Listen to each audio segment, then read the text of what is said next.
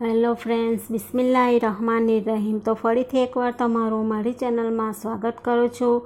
તો ફ્રેન્ડ્સ, આજે આપણે બનાવીશું સોજી અને બેસનના એકદમ સોફ્ટ અને પોચારું જેવા અને ખાવામાં એકદમ ટેસ્ટી લાગે એવા ચટાકેદાર રવા બેસનના ઢોકળા। તો ચાલો એને બનાવવાનું આપણે સ્ટાર્ટ કરીએ। તો રવા અને બેસનના ઢોકળા બનાવવા માટે અહીંયા આપણે લઈશું 1 કપ જેટલી બારીક સમારેલી સોજી। જો તમારી પાસે મોટી સોજી હોય તો એને મિક્સરમાં પીસીને આ રીતના બારીક કરી લેવાની। તો 1 કપ સોજી આપણે લીધી છે, તો હવે આપણે અડધા કપ જેટલું બેસન એડ કરીશું। તો અહીંયા હંમેશા આપણે યાદ રાખવાનું કે 1 કપ આપણે આ રીતના સોજી લીધી છે, તો એનાથી થોડી ઓછી આપણે બેસન લઈશું। તો હવે આપણે આ રીતના મિક્સ કરી લઈશું। તો આ રીતના બધું મિક્સ થઈ જાય તો હવે આપણે એમાં એડ કરીશું 1 કપ જેટલું ખાટું દહીં। હવે આપણે એને સારી રીતના મિક્સ કરી લઈશું।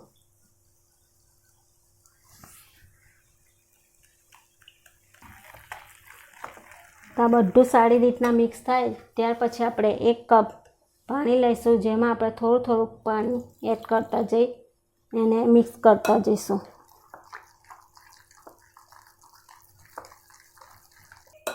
તો આ રીતના થોડું પાણી એડ કરી આપણે મિક્સ કરતા રહેવાનું।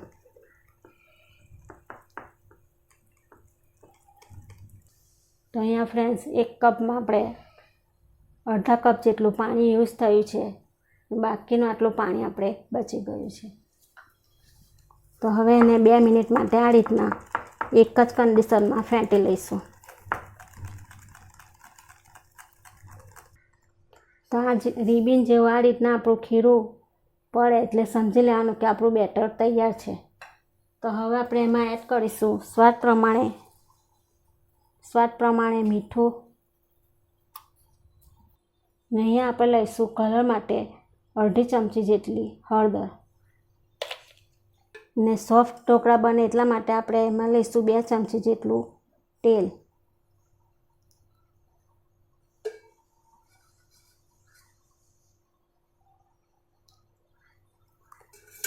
તો આ રીતના તેલ એડ કરવાથી એમાં ઢોકળા આપણા એકદમ સોફ્ટ બને છે અને ખાવામાં પણ એ ખૂબ જ સરસ લાગે છે। તો હવે આપણે આ રીતના બધું મિક્સ કરી દઈશું।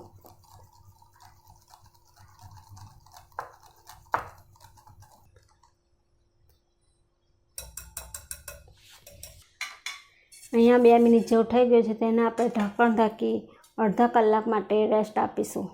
તો જો તમારી પાસે સમય ના હોય તો તમે 15 મિનિટ માટે પણ એને રેસ્ટ આપી શકો છો। તો અહીંયા આપણે ચટણી બનાવવા જોઈશે 1 મિક્સર જાર, એમાં લઈશું આપણે મુઠ્ઠીભર જેટલા ધાણા, અડધી મુઠ્ઠી જેટલા આપણે લઈશું ફોડીનાના પાન, 2 થી 3 આપણે લઈશું લીલા મરચાં। આ એકદમ મોળા છે, જો તમે તીખા ખાતા હોય તો થોડા તીખા પણ એડ કરી શકો છો। 1 ઇંચ જેટલો આપણે લઈશું આદુનો ટુકડો, 2 મોટી લઈશું આપણે લસણની કળી, જરૂર મુજબ લઈશું આપણે મીઠું,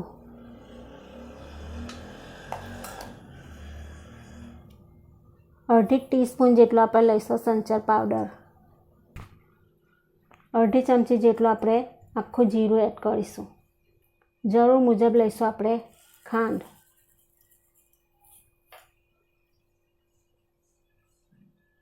થોડુંક આપણે અડધા લીંબુનો રસ, 1 ચમચી જેટલું આપણે લઈશું દહીં,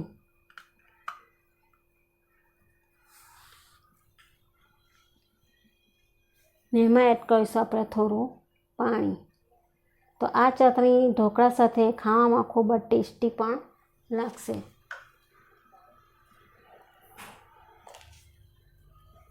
તો હવે આપણે મિક્સરના ઢાંકણાને ઢાંકી અને ક્રશ કરી લઈશું।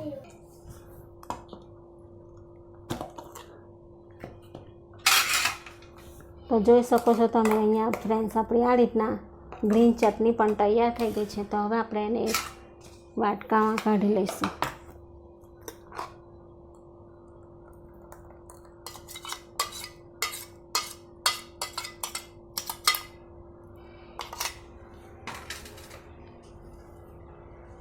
તો આ રીતના આપણી ચટણી પણ રેડી થઈ ગઈ છે. તો હવે આપણે પેલા બેટરને જોઈ લઈશું. અહીંયા આપણે ડીશને પણ તેલ વરથી આ રીતના ગ્રીસ કરી લઈશું, જેથી કરીને આપણા ઢોકળા એકદમ સારી રીતના આસાનીથી છૂટા પડી જાય. તો હવે આપણે આગળની પ્રોસેસ જોઈ લઈશું. તો અહીંયા આપણે અડધો કલાક જેવું થઈ ગયું છે. તો હવે આપણે બેટરને ચેક કરી લઈએ.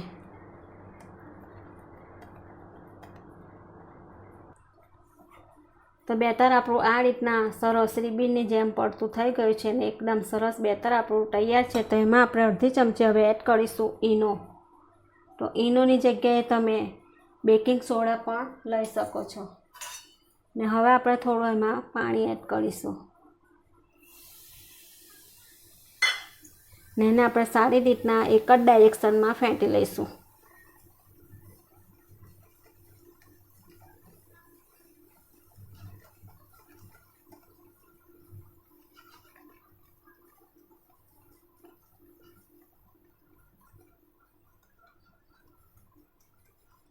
ને હવે આપણે જે ગ્રીસ કરેલી ડીશ છે તેમાં બેટરને પાથરી દઈશું.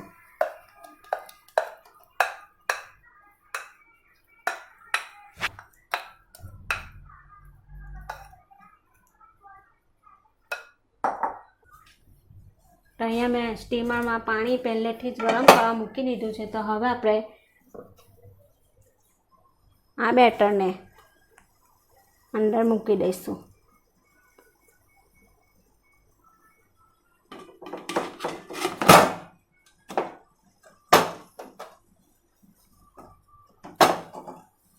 તો આ પ્રોસેસ અહીંયા બહુ ઝડપથી કરવાની છે ફ્રેન્ડ્સ. તો હવે આપણે એને ઢાંકીને 15 થી 20 મિનિટ માટે થવા દઈશું. તો અહીંયા આપણે ચેક કરી લઈશું. તો 15 થી 20 મિનિટ જેવું થઈ ગયું છે. તો આપણે ઢોકળાને ચેક કરી લઈએ.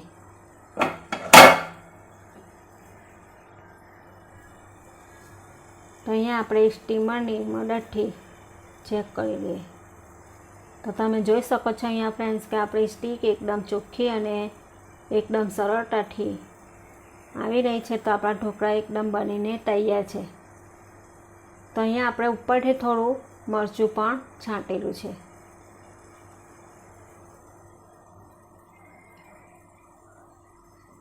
તો ઢોકળા આપણા એકદમ તૈયાર છે. તો હવે આપણે એને ઠંડા પડવા દઈશું, પછી આપણે એને કટ લગાવીશું. તો અહીંયા આપણા ઢોકળા ઠંડા પડી ગયા છે. તો હવે આપણે એને કટ કરી લઈશું. તો તમે જોઈ શકો છો અહીંયા કે કેટલા સરસ આપણા ફૂલીને ઢોકળા આપણા બનીને તૈયાર થયા છે. તો હવે આપણે જે પીસીસમાં તમારે કટ કરવા હોય એ પીસીસમાં તમે કટ કરી શકો છો. તો આ રીતના આપણે કટ કરી લઈશું.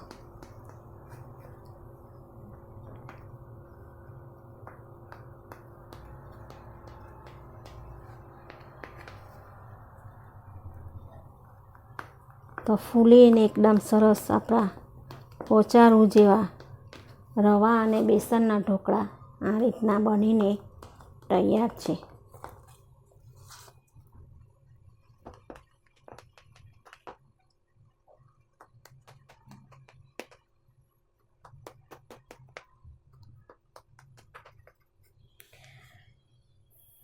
તો અહીંયા હું તમને એક બતાવીશ કે આપણા ઢોકળા કેટલા સરસ પોચારું જેવા બનીને તૈયાર છે. તો જોઈ શકો છો ફ્રેન્ડ્સ તમે આ રીતના એકદમ જાળીદાર પોચારું જેવા આપણા ઢોકળા બનીને તૈયાર છે. તો હવે આપણે એને વઘાર આપીશું. તો એને તમે આ રીતના ઉપરથી પણ વઘાર કરી શકો છો, પણ એને આપણે ડાયરેક્ટ કઢિયામાં વઘારીશું. તો હવે આપણે ઢોકળાનો વઘાર કરીશું. તો વઘાર માટે આપણે લઈશું 1 ચમચી જેટલી રાઈ,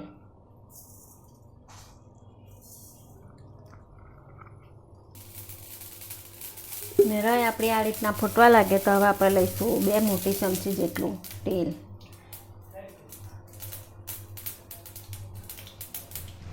હવે આપણે એમાં એડ કરીશું લીલા મરચાં તો અહીંયા મેં 2 મીડિયમ સાઇઝના લીલા મરચાં લીધેલા છે. લીંબડીના પાન એડ કરીશું. આ રીતના સારી મિક્સ કરી લઈશું.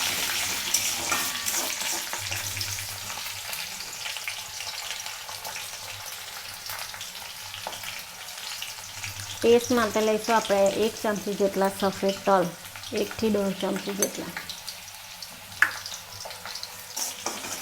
બધું આ રીતના હલાવી લઈશું.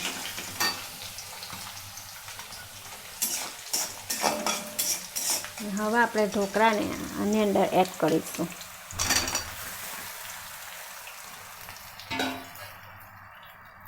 આ એકદમ હલકા હાથે આ રીતના આપણે ફેરવી લઈશું.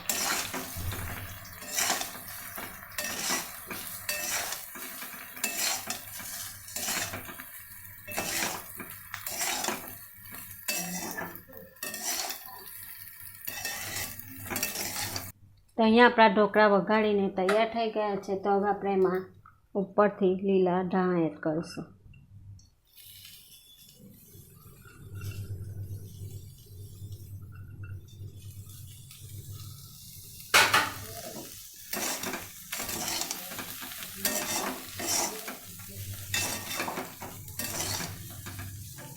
તો આ છે ફ્રેન્ડ્સ આપણા ગરમા ગરમ રવા અને બેસનના ઢોકળા, જે ખાવામાં બહુ ટેસ્ટી અને સ્વાદમાં એકદમ જબરજસ્ત લાગશે. અને આગળ ચોમાસું આવી રહ્યું છે તો તમે આ રીતના ઘરે એકવાર રવા અને બેસનના ઢોકળા બનાવજો, તમને જરૂરથી પસંદ આવશે. તો તમને મારી આ રેસીપીનો વિડીયો પસંદ આવે તો મારા વિડીયોને લાઇક કરજો, શેર કરજો અને મારી ચેનલને સબસ્ક્રાઈબ કરજો અને બાજુમાં આપેલ બેલ આઇકનને જરૂરથી પ્રેસ કરજો, જેથી કરીને તમને મારી નવી રેસીપી સૌથી પહેલાં જોવા મળે.